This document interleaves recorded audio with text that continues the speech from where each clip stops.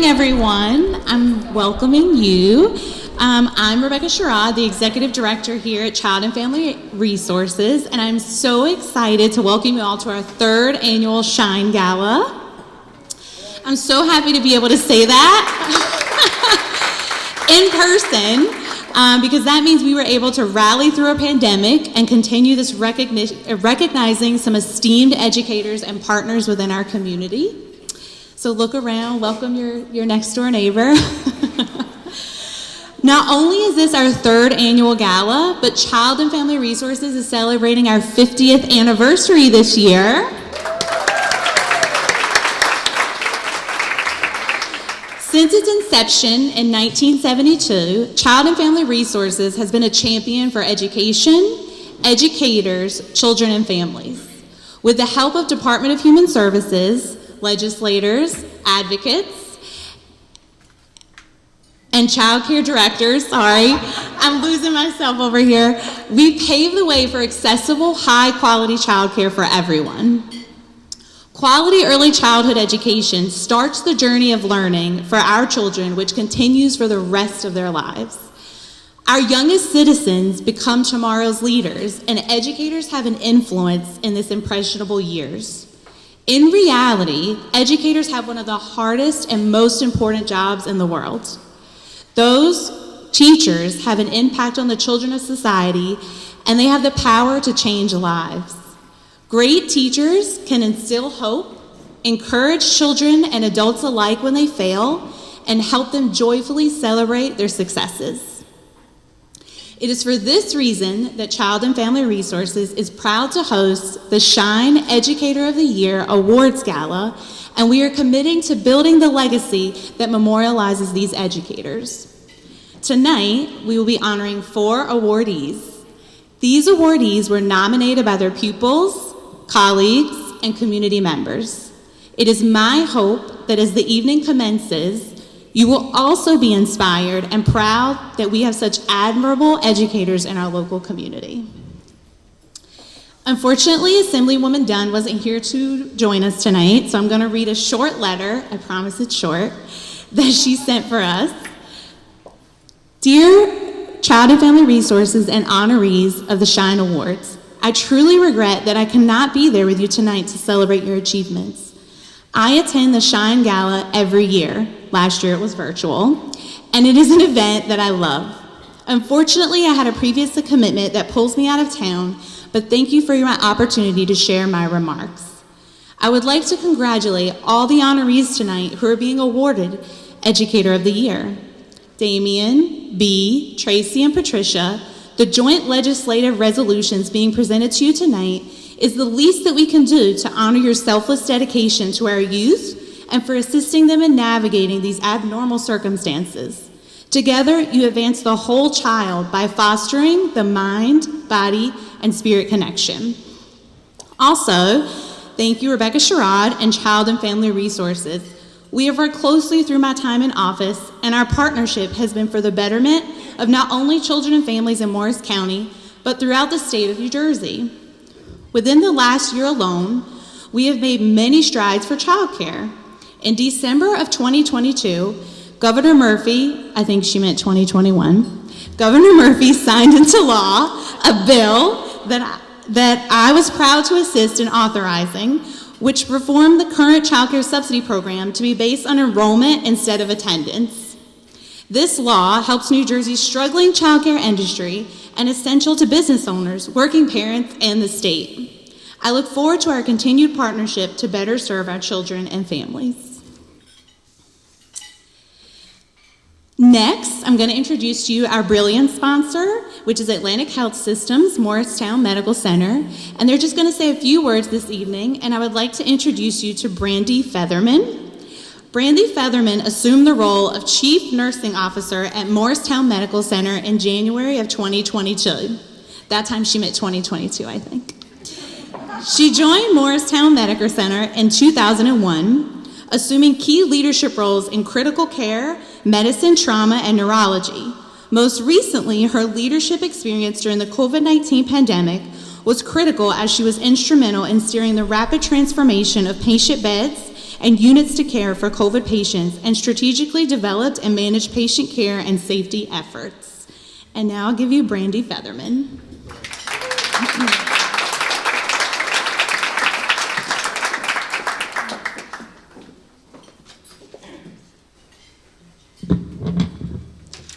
Good evening.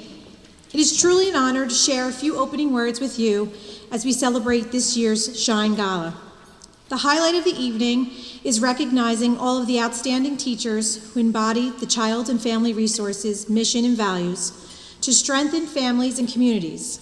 These are educators who serve, help, inspire, nurture, and excel. These are the educators that truly shine. Teachers across the country are facing many challenges to provide a quality education for students, even prior to the COVID-19 pandemic. Insufficient funding, student-to-teacher ratios, an environment where both students and teachers are stressed and stretched. And of course, pivoting to a virtual classroom setting has just a few of these challenges. Educators are compassionate and caring individuals, and Morristown is proud to sponsor our teachers and Child and Family Resources commitment to children and families. Thanks to Child and Family Resources, educators can access support through their focus on the development of children, families, and community. Morristown shares in Child and Family Resources' ongoing passion and commitment to quality education. We are a teaching hospital. We are proud to be ranked the #1 hospital in New Jersey for the past 4 years by U.S. News and World Report. I am honored to lead the nursing division, and we have been a magnet designated hospital for the last 20 years, which just puts us in the less than top 1% of nursing services nationally. Morristown and our Goryeb Children's Hospital are proud to be the community partner with Child and Family Resources. Our Goryeb Children's Hospital is an 86,000 square foot state-of-the-art facility on the Morristown campus. Its pediatric residency program's mission is to train our residents in academic medicine excellence while fostering advocacy for our children, committing to the service of a diverse community, and continuing to ongoing support of research and scholarly activities. I would also like to take a moment to acknowledge Joanna Wright, our Executive Director of Pediatrics and Women's Service Line, who is with us this evening. And on behalf of the Morristown team that is here tonight, all of Atlantic Health and Morristown Medical Center, we thank you for your ongoing partnership and congratulate all of tonight's impressive awardees. Thank you.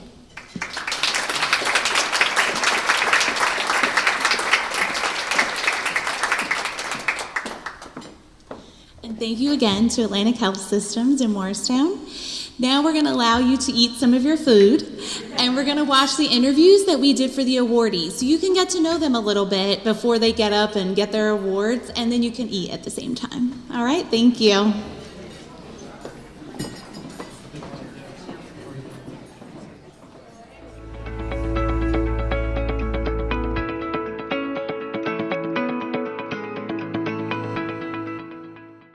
I started the teaching profession because I feel that it's a very rewarding because you can impact such young children who are so easy to inspire. They want to please, and you can see the growth each year as they start young at the preschool and they go to kindergarten. So that's why I started the profession, to let the children realize that they have a purpose in life, and that as long as they're trying to do the best, that they can succeed. When I was in high school, during the summers off, I used to volunteer at a CBC. That was way back then. I'm dating myself, but it was a community-based center. And it was actually mostly low-income children, but just helping them out in the summer camp made me realize that it was so rewarding, and they didn't realize that, they were impacting me when I was impacting them to start being in the education field. So being part of them and then teaching them and playing with them and building relationships with them was really what got me started in the education field. After I graduated college, I was actually thinking of going into, believe it or not, a social work position because my degree was sociology. And the shift from working at that CBC Center summer made me realize that I really do enjoy the children, the younger preschoolers. So I worked at that CBC Center as a teacher for about 10 years. And then I was able to receive a grant to go for my P3 my P3 certification at Montclair. And taking those 8 classes really made me realize that, it's so rewarding. I mean, all professions are, but this was just something, you just want to keep on learning and keep on inspiring. And the children inspire you too, to keep you going, right? So that's, even though it's a sociology degree, I went for my P3 a little later in life, and that's how I got into this profession. And then I was able to teach the preschool expansion class last year. The passion comes from the children, right? Like seeing them develop and how education is constantly changing. It's like something new every day. And knowing that you can be part of that to help them grow, help them learn, help them be the best that they can.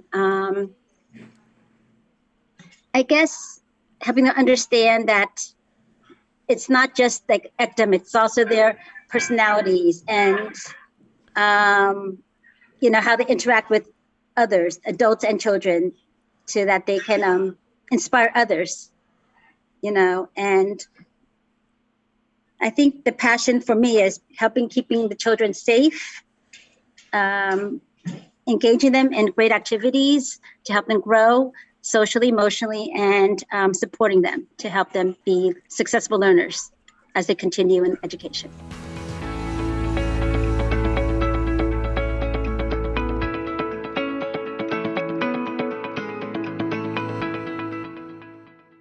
Oftentimes, I feel as though the profession has chosen me. Initially, I was drawn to the profession by my mother. My mother was a guidance counselor, and she provided quite an example of what I thought a guidance counselor should be. And eventually, when I had the opportunity to be a substitute teacher and had the chance to see her in action, I was inspired. To get into education was quite a trip. Initially, having been raised by 2 educators, I always swore off education, said there's no way, they work too hard. But I got bit by the bug when I was a substitute teacher.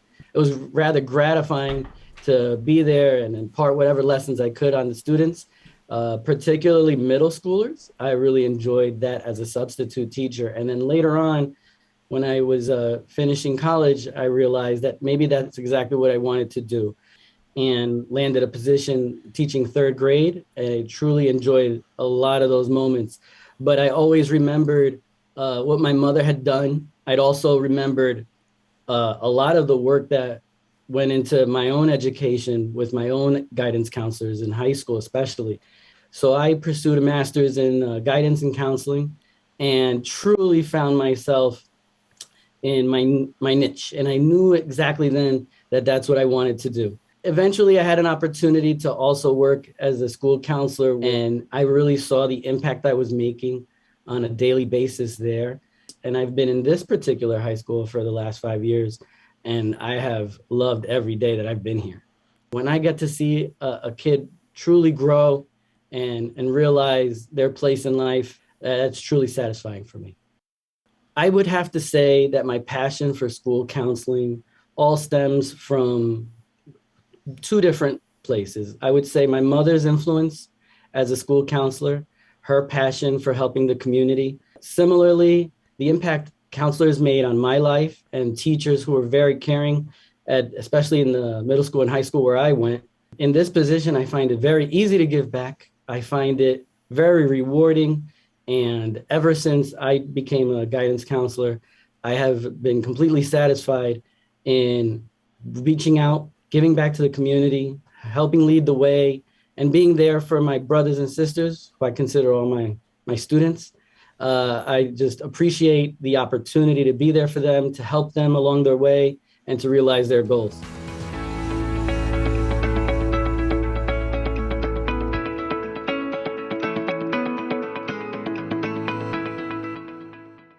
I have been a nurse since 1985.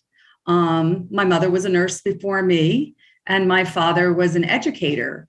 So it didn't seem too off that I was going to combine the 2 into one.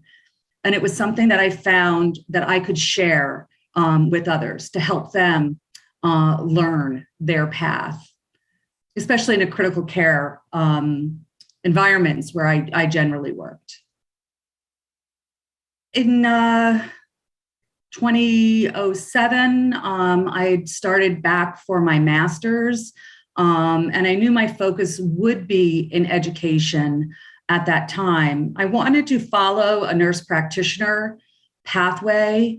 I had 4 young children at the time, and the clinical requirements were far greater than I could have done with 4 elementary students of my own.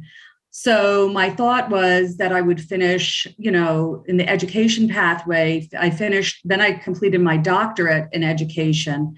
And then I thought I would lap back to finish practitioner.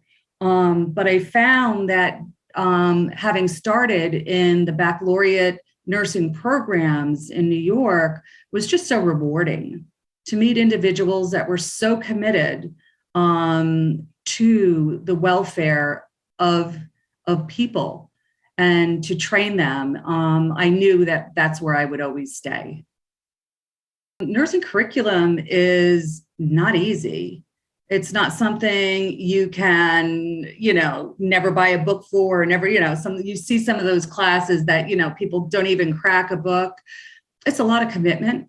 It's a lot of self-sacrifice. It is a moral and ethical dilemma at times when you hold someone's life in the balance. Do I know enough? Am I doing the right thing? There's a lot of support, and every one of my students rises to that challenge every day. And it's amazing. It's amazing to see that in humanity in this day and age.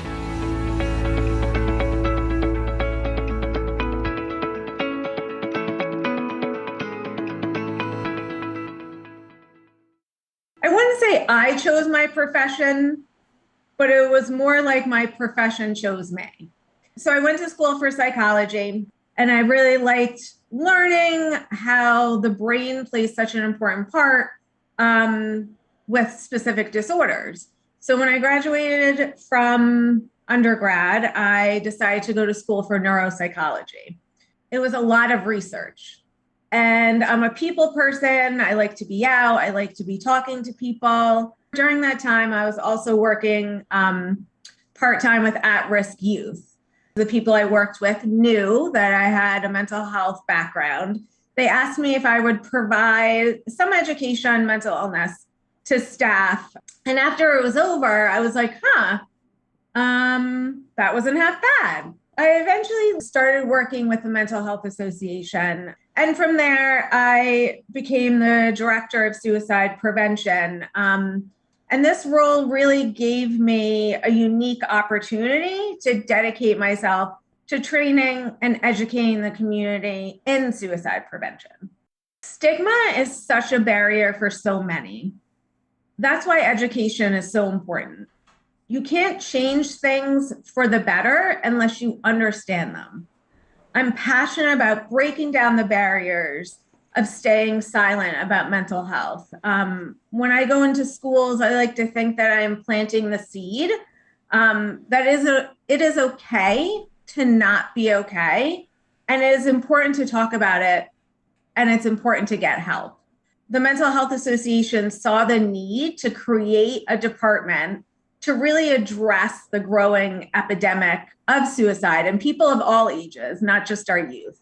For older adults, we present to caregivers. We work with law enforcement and go into different police departments and train officers in what to look for and how to start that conversation about suicide in the community. And also what to look for when it comes to suicide among fellow officers. We educate teachers and parents so they can be armed with the knowledge to help their children navigate the very, very messy business of growing up. We were actually in the midst of working on a presentation for younger students to encourage them to value their own mental health If we plant the seed early, these children may be more likely to seek help when they get older and they are struggling. You know, I've been fortunate to work with so many incredible people, so many incredible organizations, and I'm so proud and honored to work with so many people dedicating their efforts to this really important cause.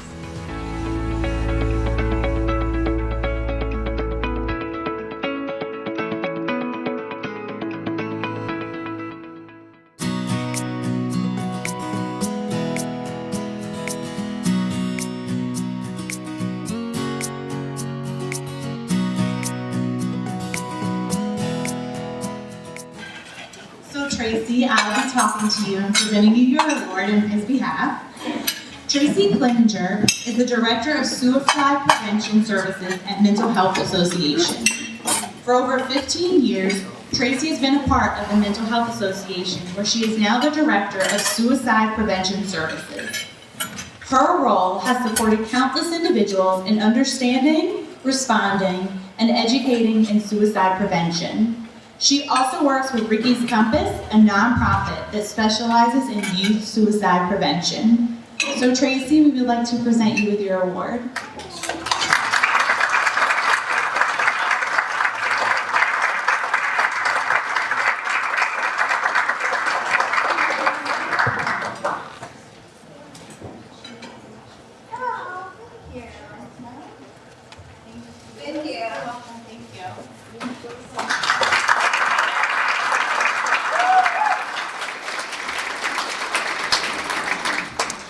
And now I'll welcome up Assemblyman Brian Bergen.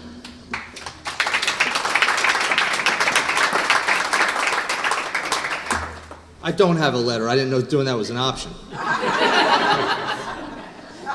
So, real quick, before I introduce Patricia, I can't be in a room with this many nurses without telling a quick nursing story. My grandmother is a nurse.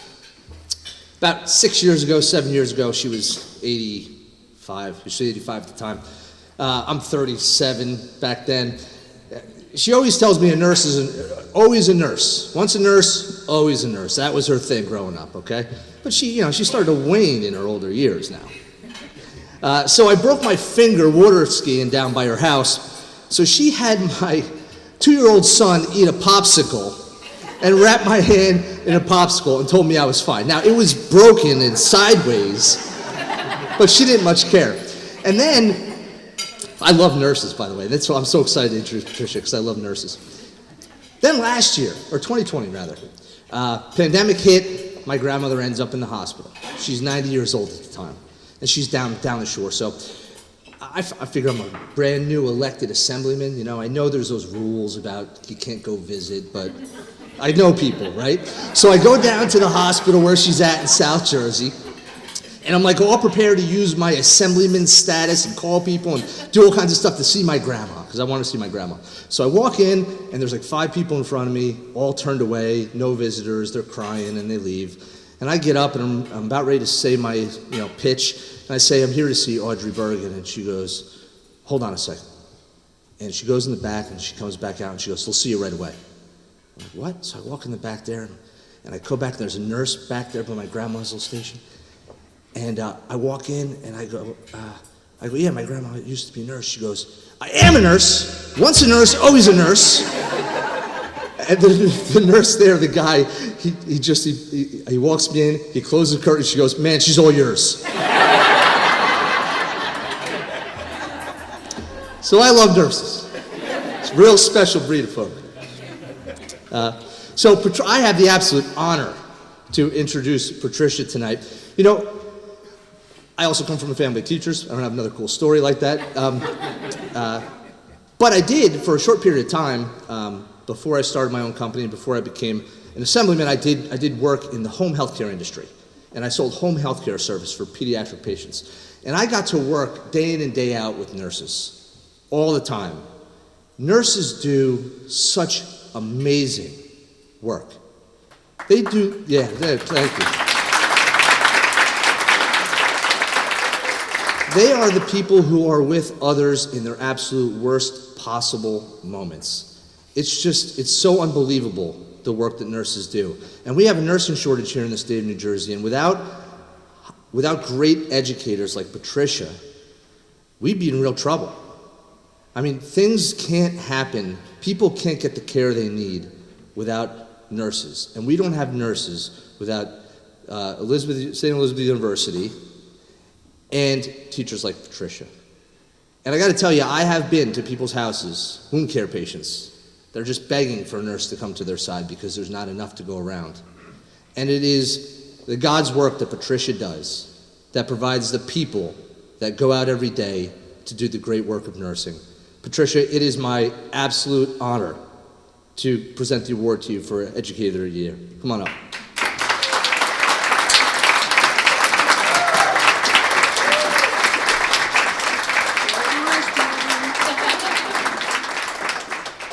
Thank you so much. Oh, I'm going to drop that. Don't hit me with it. I'm You not have gonna. to repair me. I can do that. Thank you very much. Oh yeah.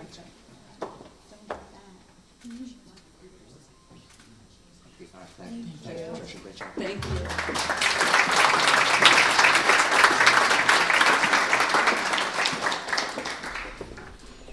Well, I didn't hire a comedian for the night, so thank you, Brian.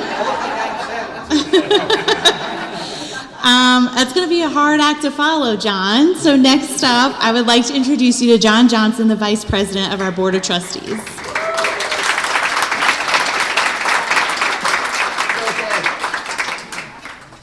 I couldn't have gotten out here first, huh, Brian?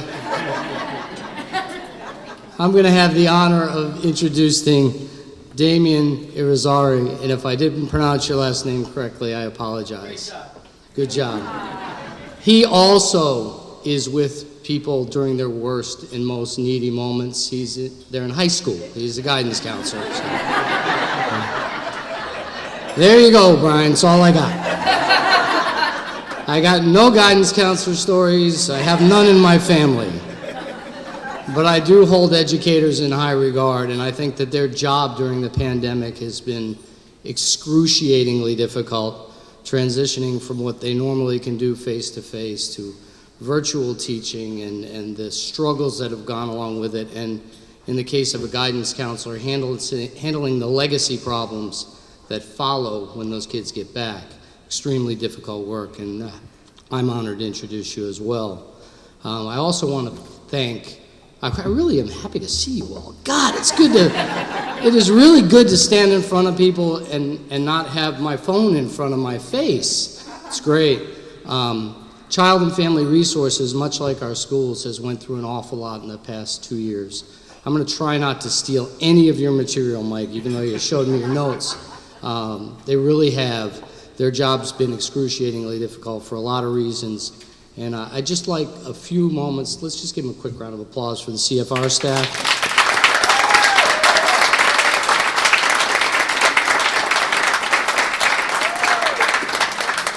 I'll let you do all the rest, okay? Damien's a guidance counselor at Dover High School. He's been guiding and supporting impacting students for 15 years and with the people at Dover since 2015. So he started, kind of got his feet wet, and then the pandemic happened. He has a bachelor's degree in psychology from Rutgers and has attended the Inter-American University in Puerto Rico, where he has a master's in guidance counseling. Damien is also part of the American School of Counselors Association and the Morris County Professional Counselors Association. Congratulations on the award tonight, Damien. Well done. Outstanding. Come on up.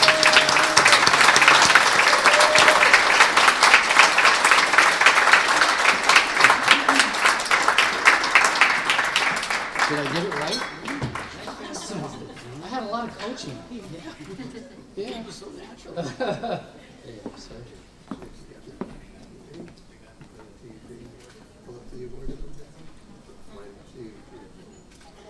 Thank you. Congratulations. Not at all. You want to say a few words? Absolutely not. Thanks. Can I put this in? Thank you. Good evening, everybody. Good evening.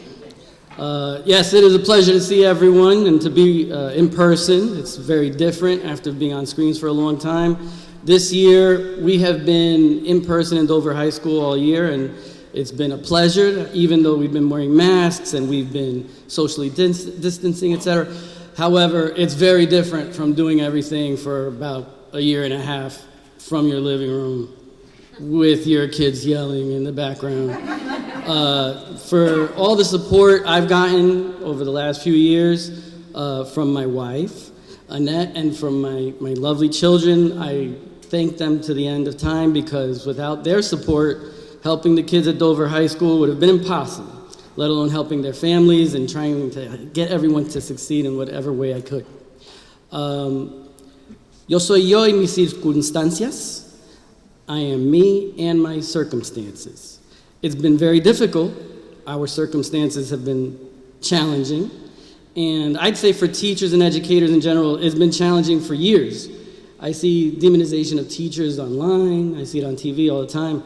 And it makes me sad, because I know the effort people put forth. I've seen it in my other districts, and in Dover, it's the same. People work tirelessly to help our students and their families to achieve success for their academics and to move on to post-secondary plans. I would never be able to do my job without the support of the guidance team and the rest of the faculty and staff at Dover High School. I applaud them. I have a few members of our team right there.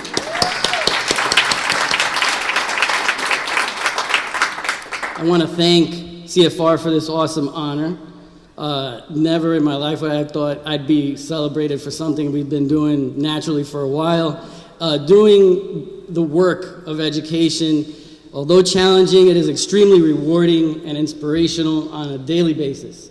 We get to make somewhat of an impact, and it goes a long way when you see that spark in someone else, and then you take from that yourself just a little bit more inspiration to keep going. It's been very hard. You see the teacher shortage nationwide, and yet the teachers at Dover High School keep on trucking along. So I'm very proud of them as well. I want to thank the teachers I've had in my life, the educators who made an impact on my life, especially my very first teachers, Eric and Francis Irizarry, my parents.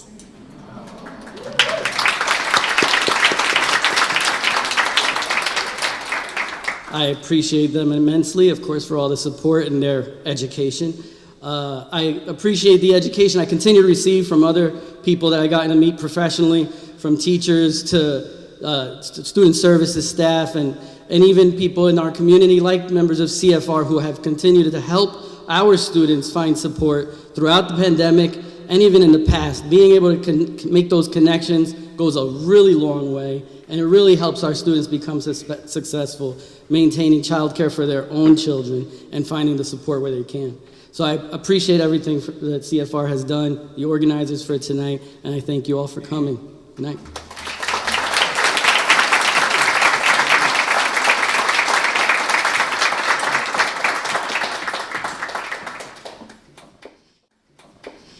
And next we have Mike Reynolds, the president for our Board of Trustees.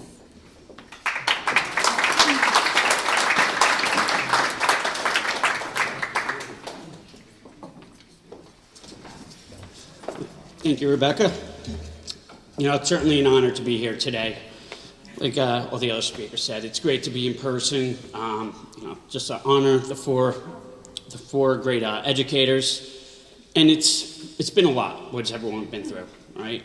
For one, we're finally live, which is great. The past 24 months, it's whether there's personal issues, political issues, financial issues, educational, questions, are we going to be in, not going to be in school, but it's been tough for the teachers. It's been tough for, the parents and everyone trying to get on the same page at times. But, being working on the board now for, I would say, approximately 5 years, the team at CFR, the employees, it's really a team, right? It works together. They've been through a lot, and they're not worried about the outside world. They're focused on their job, their mission, right? The children and families of Morris County. So it's been a privilege to be on the board. The employees are great, so love everything about it. So, when thinking back about my school and education, it's there's always a few teachers you might think about. You think about them because they changed your life a little bit. They formed the type of person you are. And, over time, you start realizing, they're there for a reason. They're dedicated, they're motivated, and you can see it, right? And when you think about that, you think of me. It's on a personal matter. I went to the Blake Center, not me, my daughter, and when I would pick them up from school, they would all just be running around.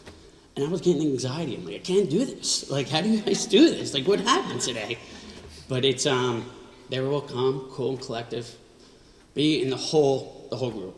So it was a pleasure. It was upsetting to see when I left to move on, but my daughter was fine with it, I guess. But it's,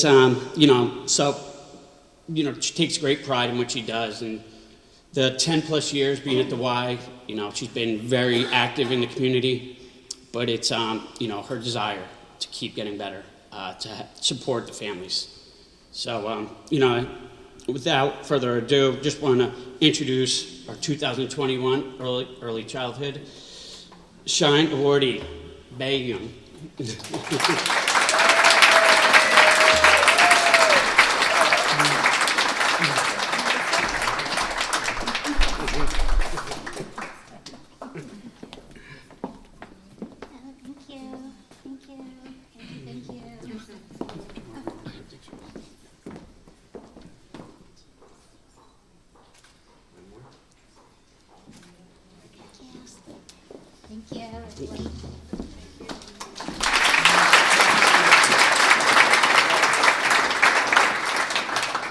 So again, I just want to congratulate all the awardees. If we could give them one last round of applause.